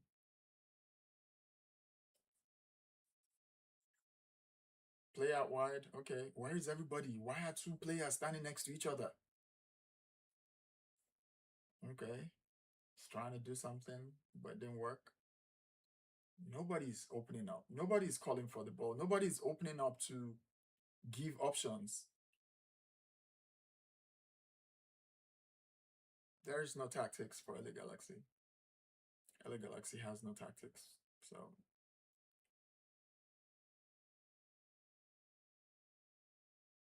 nice shot. Oh, blocked. Blocked. Why are you holding the ball? Why are you holding the ball? That's against you. You held the ball. The referee is going to call a handball against you. Yes, he touched you. He didn't push you. He just touched you and you fell and held the ball. Let the ball go.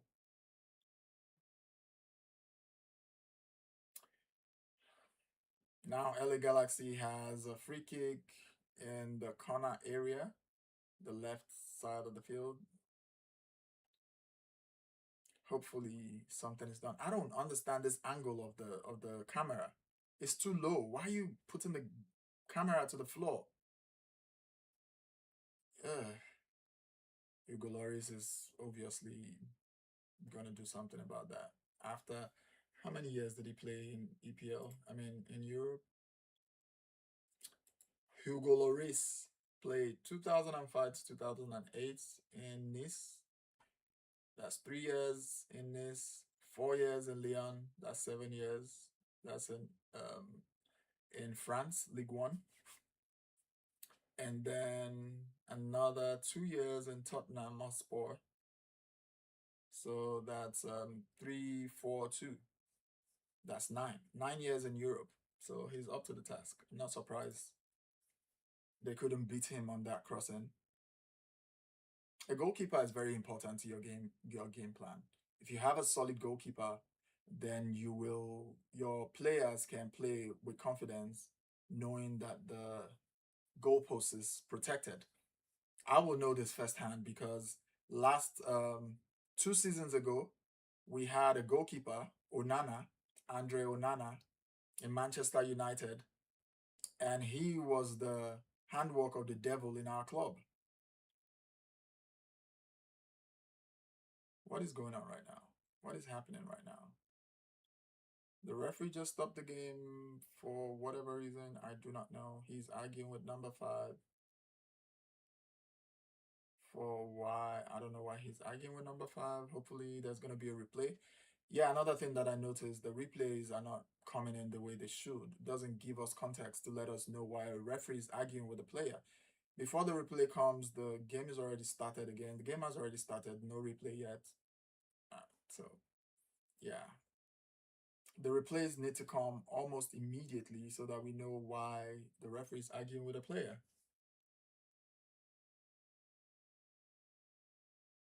Thank you. My first comment from the Sea Bass Plays. One correct answer. Which position on the field as a player is the hardest position to play? Um, Thank you very much for your comments. You're the first person to comment on my live. This is the second live, like I said. Thank you very much for the comment. And the first person, and I'm gonna remember this and save you as my as my day one. So yeah, thank you for the thumbs up too. Which position on the field is the hardest to play? I don't know. Honestly, I feel every position is hard depending on what is required of you. I used to play as a goalie. I would say it's the hardest because it requires jumping. Nice move there. Nice footwork there by Pentil, Joseph Pentil. He danced his way into the box and got a it got a corner kick. Yep, it got a corner kick. Uh, More like bamboozled his way into the more like bamboozled his way. He didn't really do anything. He didn't really do any footwork. Yeah, so back to the question. And thanks for the kind comment about me making my first step. Yeah, consistency very key. I'm gonna stay consistent.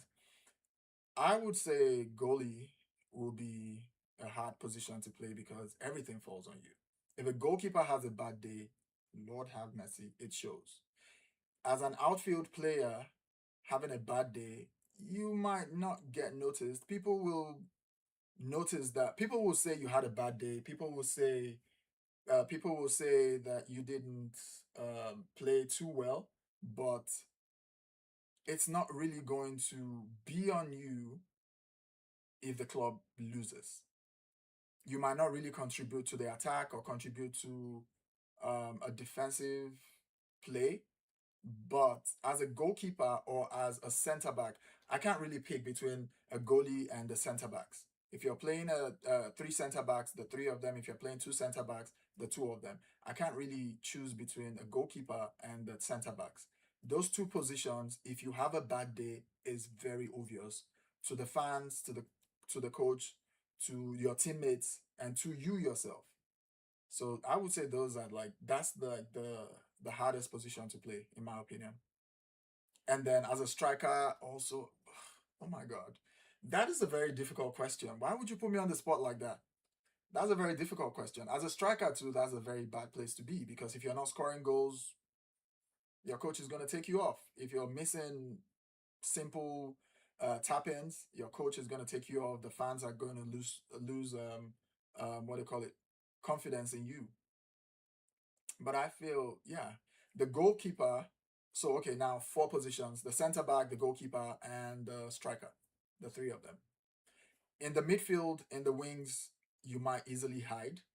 If you have a bad day, someone else might fill in for you. In the wings, if you as a winger don't play so well, the wing back or the left back or right back can cover up for you. And if as a left back, if you don't play really well, the winger can cover for you. And if you play in the midfield, if you're not playing really well, the defense can cover for you, or the attackers can drop deep to cover for you. So those areas can really go like um, unnoticed, or they're not really hard in my opinion. But as a striker, as a center back, and as a goalie, the spotlight is on you, the pressure is on you, and Boanga is here going on an attack. He squares the ball. Oh my God! One time, first time hit, but he didn't balance his well. That's a fair argument. It's a difficult question to answer. Goalkeeper is by far the hardest. If you have three backs, two full backs, a left and a right back, that's a team effort. I agree with you. I agree with you. I see your point there. I agree with your point there. If you have three full backs, you have if you have a three center back, by far the hardest. If you have three backs, that's two full backs or left and right backs. Yeah. So two full backs and the center back is a team effort. So if one person messes up, the other one, the left and right, will support. If the center back messes up, left and right can support. If left messes up, center and right can support, and like that. So yeah, that's a team effort. But then one mistake could cost the game. as a center back or as a fullback, and it can cost the game. So the spotlight is somehow on you as a center back. As a goalie, if you have a bad day, it's a bad day. Like I was saying earlier on, as a Manchester United fan, 2 seasons ago we had a goalkeeper, Andre Onana, and that guy was, whew, Lord have mercy. That guy almost gave me high blood pressure. In fact, he almost gave all Manchester United fans high blood pressure. If you care to check, you could go on YouTube and just search Andre Onana and watch Andre Onana flops, and you will see the goals that were getting past him, and you will understand why, as a Manchester United fan, he was our ops. A nice cross in there from LA Galaxy, and number 8 headed it, but Hugo Lloris was unfazed. Stopped it easily. That's a routine catch for him. So yeah, if you care to check YouTube, check out, ooh, looks like a bad tackle. Gets a yellow card. Okay. You could check YouTube for Andre Onana's flop, and you will see what I'm saying. He, yikes, that was a bad tackle. He gave us high BP. Everybody wanted him gone. Everybody wanted him gone. Our new goalkeeper is from Belgium, Senne Lammens. For sure, that's why any position or spot on the field, one slightest mistake, even from the best striker, Ronaldo, Messi, etc., a goal could happen. Correct. I agree with you. Correct.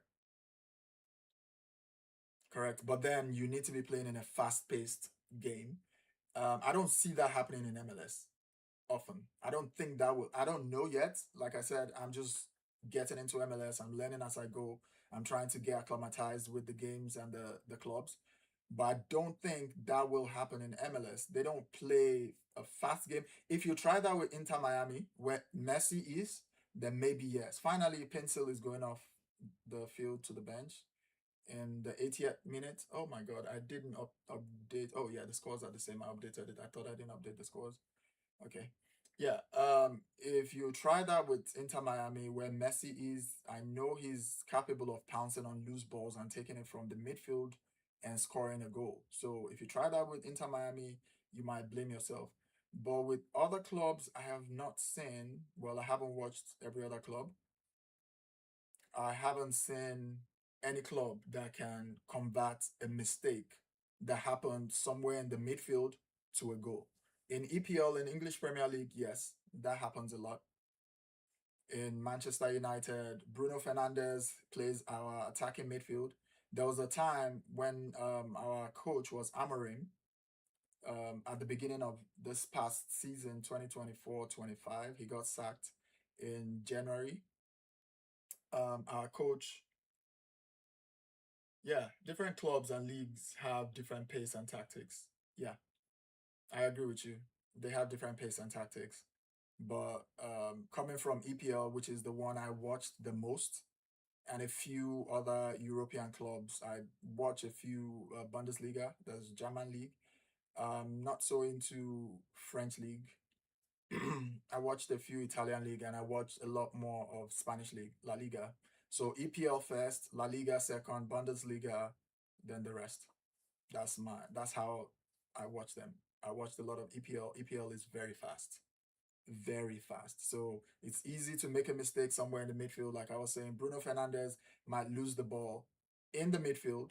In fact, high up in the opponent's half, and that converts into a goal because the way they move from defense to attack, the opposition moves from defense to attack is so quick, and it converts to a goal. But in MLS, based on what I've seen so far, I don't think that will happen. But it depends on the club.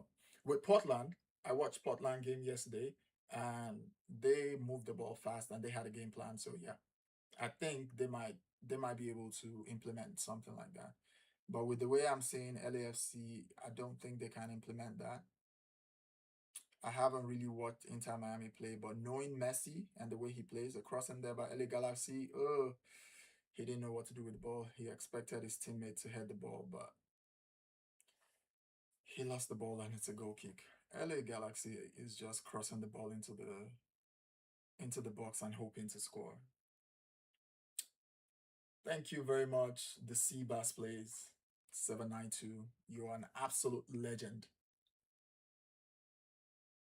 Thank you for chatting with me so I don't look mad or crazy talking to myself for 90 minutes. Well, 7 minutes more plus added time, whatever the referee wants to add on. 2 more LAFC players coming in. How did Hugo Lloris lose that ball? The camera switched to the bench for a second, and by the time he came back, Hugo Lloris had lost the ball. I don't know how. Okay, okay, they're moving in. Nothing. And he hits it over the bar. Nothing again. Nothing. Thumbs up for you. Thank you very much. Thank you for the chance you've given me. Thank you. That made my day. You just made my day. In fact, you just made my week. You just made my week. The next watch along is gonna be next Wednesday. I might be doing watch along for the World Cup or not. I don't know yet. I might or might not do it. But the next MLS watch along is next Wednesday between Seattle and let me see. I think it's a late night. That one too. Wednesday 22nd between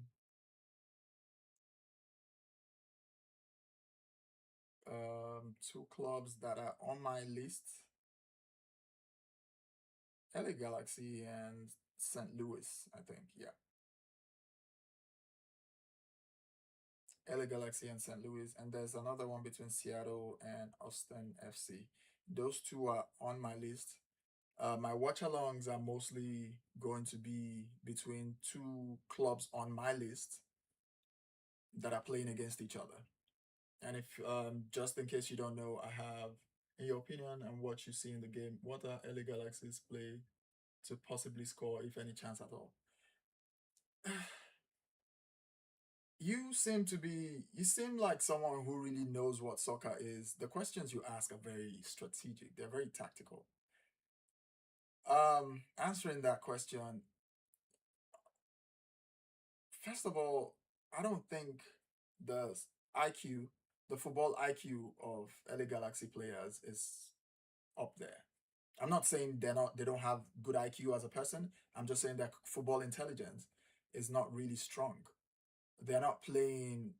The coach might have given them a tactics to follow, but when they're with the ball, they seem not to know what they want to do. So, in my opinion, right now, I don't think they can do anything unless someone steps up and takes the game by himself.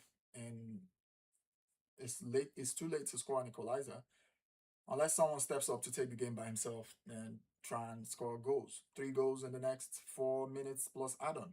Unless that happens, I don't think that's LA Galaxy can do anything. What LA Galaxy needs is to try and buy players that have some type of football IQ. Yeah, they're sloppy and not connecting. I agree with you. They're not connecting at all. Short passes, some of them getting crosses, long passes, reading the gameplay and making moves. They're not doing that. They're not opening up. Again, I'm always gonna compare them with the other teams on the list or other teams that I've watched. Portland yesterday were playing this triangle system where when one player holds the ball, there are two other players minimum open for him to pass to every time. Every time one player holds the ball, there are two players open for him to pass to. But LA Galaxy, I don't understand what's going on. They're just moving around. They're just moving into pockets that they hope the ball will come to, and the ball is not coming to them. The ball is not coming to them.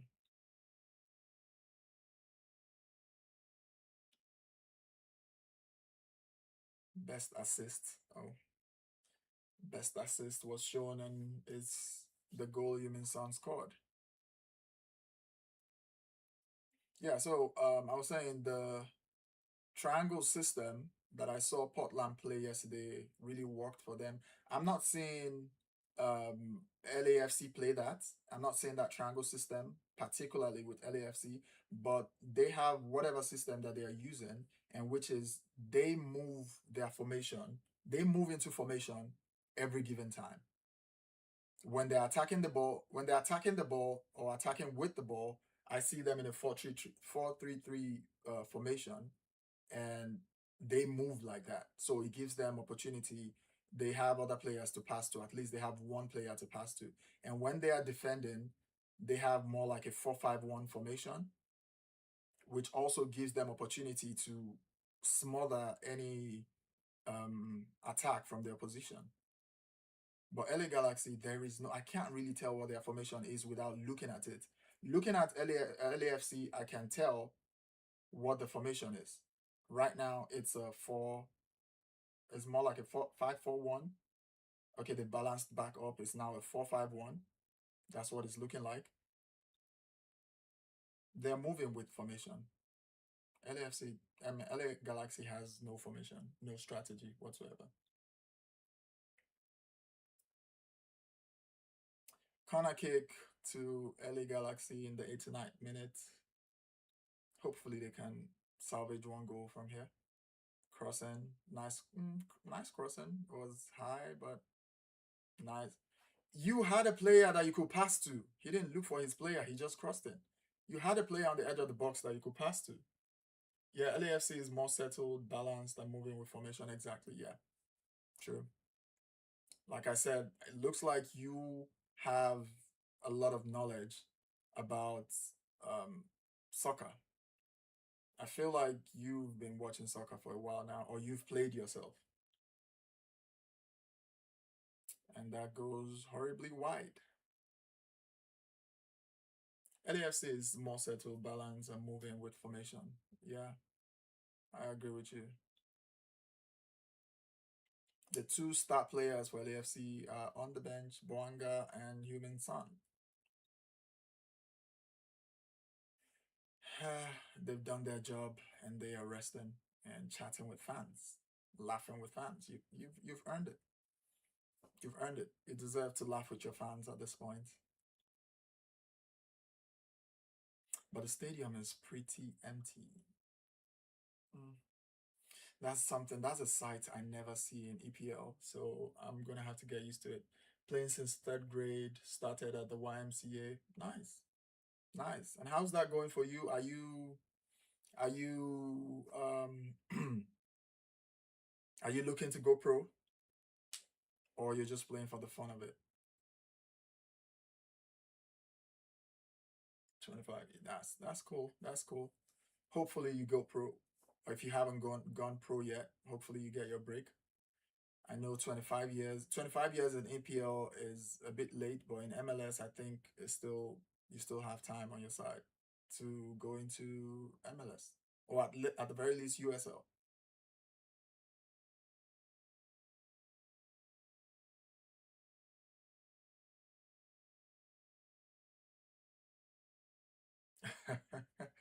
Okay. Not played since 12th grade. I see that. Another attack by LAFC. Yeah, they're out of formation here, and that's not looking good. Corner kick. That's a corner kick. Yes, I agree with you. Adulting ruins the fun. I played until I messed up my MC, what they call it, that thing again? Meniscus. Yeah, I do kick a ball around too. I go to the field every now and then. I might go to the field tomorrow morning to go play with some of my friends, or at least watch them play. I haven't fully recovered from a meniscus surgery that I had last year, which I had from playing. I was in a Sunday league. Mm, It's not a Sunday league professionally, but we play Sunday. We had this league system that we played in my city, that would play on Sundays, and I had an injury from there since 2024. And I thought I could live with it until 25 when I realized I couldn't live with it anymore. And the game has ended. 25 when I realized I couldn't live with it anymore and I had to do a surgery. And so now I'm trying to recover. And yes, adulting has ruined things. Bills have to be paid, chasing life, chasing every other thing. Soccer is lost its priority right now. Thank you very much for chatting with me. Thank you very much for hanging out with me on this watch along. The 21 people that hung out with me, and the one person who took his time to chat with me. I really appreciate it. You guys are absolute legends. You guys are the best. And I appreciate you guys hanging out with me. I played fullback starting in 7th grade, got a new coaching staff in 10th grade, and let's just say I should have been left at that fullback or try goalkeeping. 5'9", 6.5 arm span. As a 5'9", 6.5 feet, half 6.5 feet arm span, I think you would do well as a goalkeeper. I think you would do well. 5'9", most goalkeepers are tall. I was a goalie. I'm 6'2", and I'm not that tall compared to most goalkeepers that I've seen. Courtois was really tall. Van der Sar, which was the goalkeeper that motivated me to be a goalkeeper back then when I initially joined Manchester United. He was the goalkeeper for Manchester United. And he's really tall. So 6.5 foot arm span is good. If you have, what do you call it now? If you're agile on your feet, if you can jump high, if you can dive, you should try again. You might not go pro, but you might be able to get some fun back in the game. It's a beautiful game. It's a beautiful sport that I like. So yeah, thank you very much for everybody who hung out with me. The game has ended. ended. LA Galaxy 0, LAFC 3. LA Galaxy did not impress me at all. LAFC played their strategy, they played their game plan, and they did really well. And like I said, I have a bias in favor of LAFC, and that's the bias is not what I'm using to make my opinion about them. They did play well, and that's why they have a 3-goal lead. So yeah, I will be doing my grading tomorrow, and the dashboard will be updated tomorrow afternoon. LA Galaxy is gonna get a low score, and LAFC is gonna get a higher score for tactics. LA Galaxy will get a good score, an okay score for fan base, but for tactics they're getting a very low score. LAFC will be getting a high score for tactics or strategy, and for their fan base, because they are playing away, I can't really judge them, but their fan, I saw a few glimpses of their fan. Thank you guys for hanging out with me, and that will be the end of our live. I will see you guys on Wednesday if I do not stream the World Cup finals on Sunday. I'll see you guys on Wednesday. Catch you guys next time. Peace.